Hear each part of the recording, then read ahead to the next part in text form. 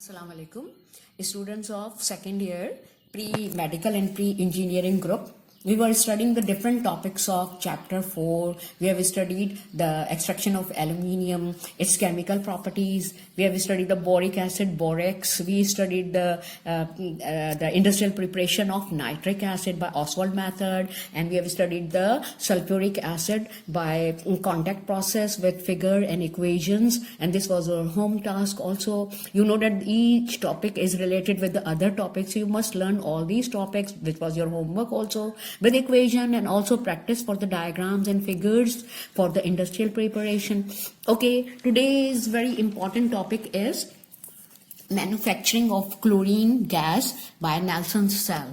Manufacturing of chlorine gas by Nelson's cell. You have the idea about this. You have studied also in your class 9th chemistry. Okay, it is known as the Nelson's cells because it was designed by the Nelson, and actually it is this method is used for the industrial preparation or the commercial preparation of chlorine gas by the electrolysis of NaCl. Electrolysis, you already know, that is the process in which the movement of ions takes place towards their respective electrodes to undergo chemical change under the influence of applied electric current, right? So we will take the aqueous solution of NaCl. And you know what is the aqueous solution of NaCl? There is another name. I told you before in my previous lectures, it is also known as the brine. Aqueous solution of NaCl is also known as the brine. So this whole process is carried out in Nelson's cells. You will be able to understand with the figure, with the diagram. Okay, it will be clearly understood. Okay, now this is the figure for the Nelson's cell. And you know that for the electrolysis we need anode and cathode. Anode is the positive electrode and cathode is the negative electrode. Now in this figure you see this U-shaped with holes, U-shaped steel vessel or the container. It is perforated. You know what do you mean by perforated? That it is having hole. You can see the holes, holes. So actually it is connected to the negative terminal of the battery or the electric supply to make it cathode. It acts as a negative electrode or cathode. What is the cathode in Nelson's cell? It is a perforated steel vessel. What is the shape? U-shaped, connected to the negative terminal of the electric supply. So it is cathode or the negative electrode. In the center you see a rod, a black rod. This is actually the carbon rod. It is made up of graphite. Graphite is the allotropic form of carbon. It is a form of carbon. So in the center, what is there? That is a rod is placed, which is known as the carbon rod or graphite rod. It is connected to the positive terminal of the electric supply to make it anode. What is anode? Carbon rod in the center. What is cathode? The U-shaped tube which is perforated, that is with holes. Now this in this U-shaped tube, what is taken? NaCl solution, that is aqueous NaCl solution, brine, the sodium chloride solution prepared in water. So you have see that there is a continuous supply of Na solution in this. So U-tube is filled with this. Now, these two should be separated. That is the anode and cathode should be separated. So there is another layer which is known as the asbestos layer. You can see this here, this layer between anode and cathode. So there is a lining of this layer to separate the negative electrode, that is cathode, with the positive electrode, that is the carbon rod. Okay. So what is the construction? Anode, positive, cathode, negative, separated by asbestos layer. In this U-shaped tube, what is filled? NaCl solution is filled. And then when the current is passed, the different reactions takes place. Right? Now you can see there is another opening here. Here is used for the collection of the chlorine gas which is produced and then is taken out from the outlet. In this reaction also hydrogen is produced. So you can see there is an opening also. There is a hydrogen, for the hydrogen gas is released, and you can see the sodium hydroxide is also produced. So there is a tray or a container placed at the bottom of the U-tube to collect the NaOH which is produced. So actually our required product is chlorine, but we are also also getting the other two useful products, that is hydrogen gas collected from the top and NaOH collected downward below the U-tube. Do you understand this? So what is once again construction? What is cathode? It is made up of U-shaped perforated vessel filled with NaCl solution. In the tech tube, I have shown you that is filled with the NaCl solution. What is anode? It is a carbon rod. It is a carbon rod dipped in NaCl solution. It is a carbon rod dipped in NaCl solution. Separation, both are separated by which layer? Asbestos layer, right? And it is lined with the inner lining of the U-tube. Now working, you know NaCl is there, no? So NaCl, first of all, ionization takes place. At a time, two molecules will ionize. So 2 NaCl, when ionizes, it gives the 2Na plus and 2Cl minus. 2Na plus and 2Cl minus. Now how would you describe the electrolytic reactions? First of all, Na plus ion and Cl minus ion. Now you know the at anode is a positive electrode. 2 Cl minus ion. Each time there are so many Cl minus ions or chloride ions are produced. These are also known as the anion. Why they are called as the anion? Because they are negatively charged, and during the process of electrolysis they move towards the negative electrode, that is the cathode. Positive electrode, that is the anode. They are known as the anion because during the electrolysis they move towards the positive electrode. So what happens? It is each time the 2 chloride ion, they release the 2 electron. In this way the chlorine atoms are produced. But you know, chlorine atom or the nascent chlorine atom is known as the nascent chlorine or the atomic chlorine. It is very unstable. So each time the 2 chlorine atoms combine to produce the chlorine gas. In this way we will get the large amount of chlorine gas. Its bubbles are produced. Again, see this figure.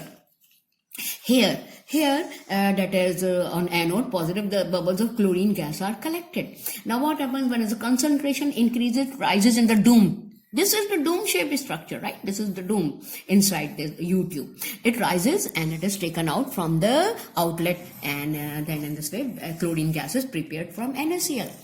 You know, this chlorine is a very useful product. Chlorine is used in the preparation of PVC. What is the PVC? Polyvinyl chloride. PVC is the abbreviation of polyvinyl chloride. P for poly, V for vinyl, and C for chloride. Now you know that this polyvinyl chloride is used for the preparation of pipes and many useful plastic materials.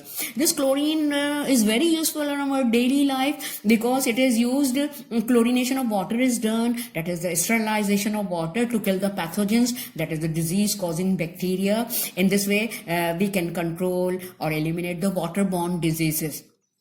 Waterborne diseases are like polio, like typhoid, like dysentery, and like infectious hepatitis in humans. Hepatitis is it affects the liver disease in humans. So this chlorine is used in water. That is the process uses a chlorination. A small amount is passed through water to kill the pathogens. This chlorine is also used in the preparation of pesticides and insecticides, right? To kill the pests and insects of the crops.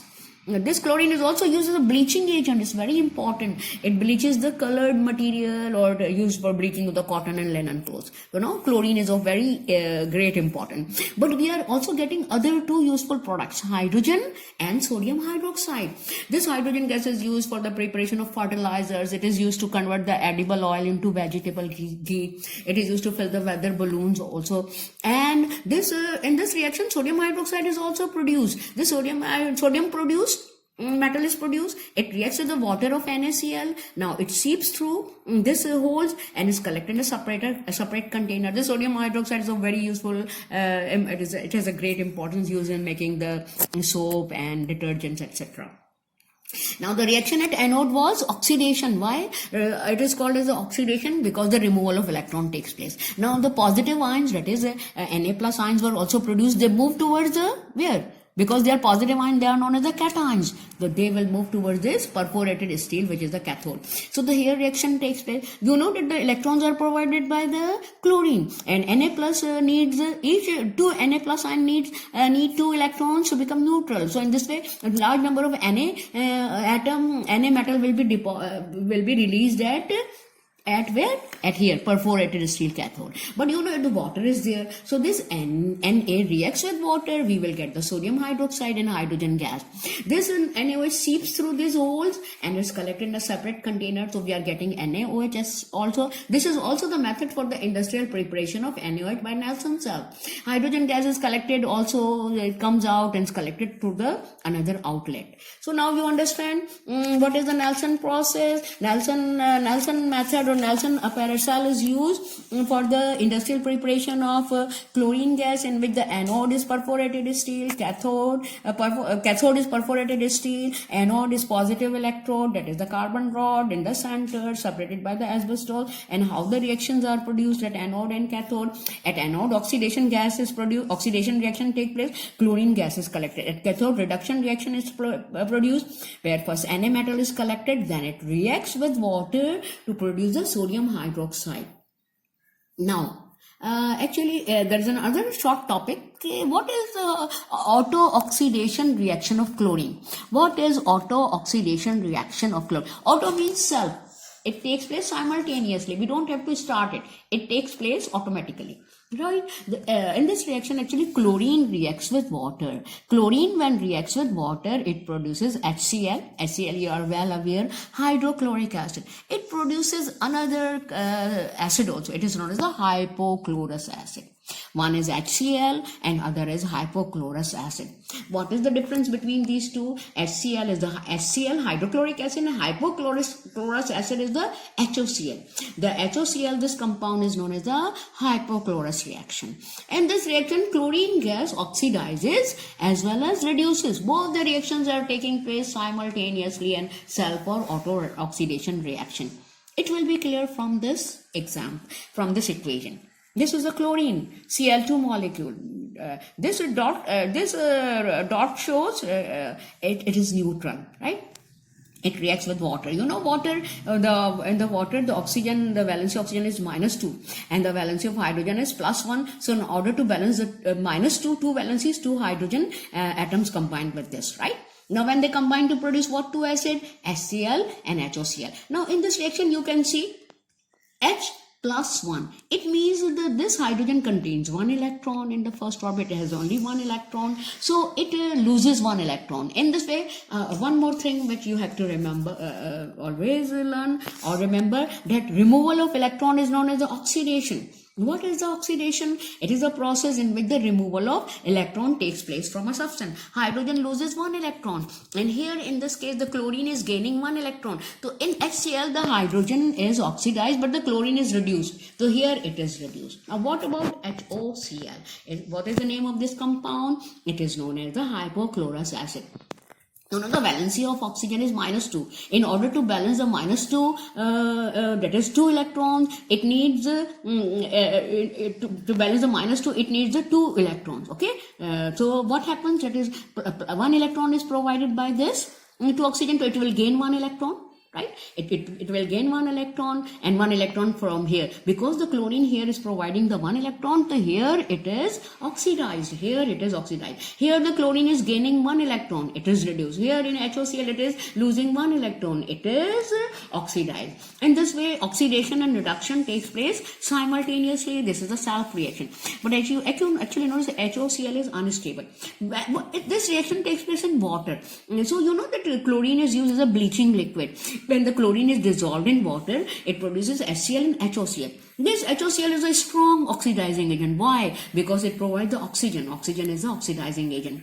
So when it is added in the water, HOCl is produced, which reacts with the colored molecule. Now HOCl decomposes into HCl and atomic oxygen, which is also known as the nascent oxygen. It combines with the colored molecule and produces the oxides. The color molecule is converted into oxide, that is the oxygen is added in this, and this color molecule is decolorized, or the bleaching action takes place due to the addition of oxygen. So in this way, to anyone if you ask why does it react as a bleaching agent? Because it reacts with water to produce the HOCl, which is the oxidizing agent, which provides the oxygen, which reacts with colored molecule and oxidizes into oxide, and the color bleaches, or the colored molecule is decolorized.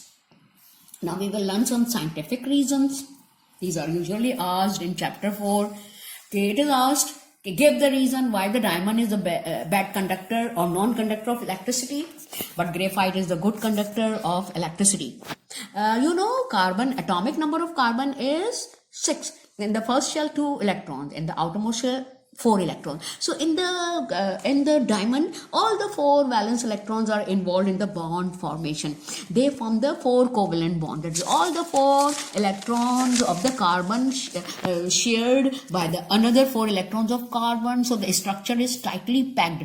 There is no free electron or delocalized electron. These carbon atoms are tightly packed. There is no flow of electron, and because all electrons are involved in the bond formation, so there is no passage of electricity. Electricity will not flow because electricity is a flow of electron, as all the electrons are involved in the bond formation. So there's a tightly packed structure. But in the case of graphite, you have seen that is they form the hexagonal layer. The distance, the space between the layer, there is a much space between the different layers. Actually, what happens in the graphite, the 3 out of 4 electrons are involved in the bond formation. So it forms a hexagonal structure, and the 4th valence electron is delocalized. That is, it can move, and the spaces between the layers, between the hexagonal layers, so the electrons can move through these layers. In this way, they conduct the electricity. So now you understand why the diamond is a bad conductor of electricity, because all the 4 electrons are involved in the bond formation, tightly packed with the other carbon atoms. So there is no delocalized electron. But in the case of graphite, the 1 electron out of 3 are involved in the bond formation. So it is delocalized. So the electron can flow and they can take the charge. So the diamond is the good conductor of electricity, but graphite is not. Sulfur is bigger than oxygen. You know, both belongs to 6 group. Oxygen is atomic number is 8. In first orbit, 2 electrons, second 6. Okay, but in the sulfur there are 16 electrons, atomic number 16. First orbit 2, in second orbit 8, and the outermost 6. So naturally its atomic size increases. As a result of this, in the sulfur there is a third orbital, but in the oxygen there is a only second orbital. So in this way the atomic size increases. As a result of this, sulfur is bigger than oxygen. Now SO2 dissolved in H2SO4 but not in water, because this when SO2 is dissolved in H2SO4, it is a highly exothermic reaction. Large amount of heat is released and the water is evaporated. So this SO2 cannot be dissolved in water. That's why SO2 is first dissolved in H2SO4 and the addition reaction takes place. This SO3, actually it is a SO3. SO3 is dissolved in H2SO4 but not in water, right? So SO3 cannot be dissolved because the exothermic reaction, large amount of heat is released and the water is evaporated. So it cannot be dissolved in water. So dissolved in H2SO4 to form the acid known as the oleum H2SO7. Now it is allowed to react with water. It is diluted to produce the H2SO4. So in this way we have learned we have learned the industrial preparation of chlorine by the Nelson cell. We learned the auto-oxidation reduction reaction of chlorine, and we learned some scientific reasons of the chapter 4, and all of these are your homework. In this way we will finish this chapter 4. Inshallah we will start the next time. Assalamu alaikum. Learn your homework.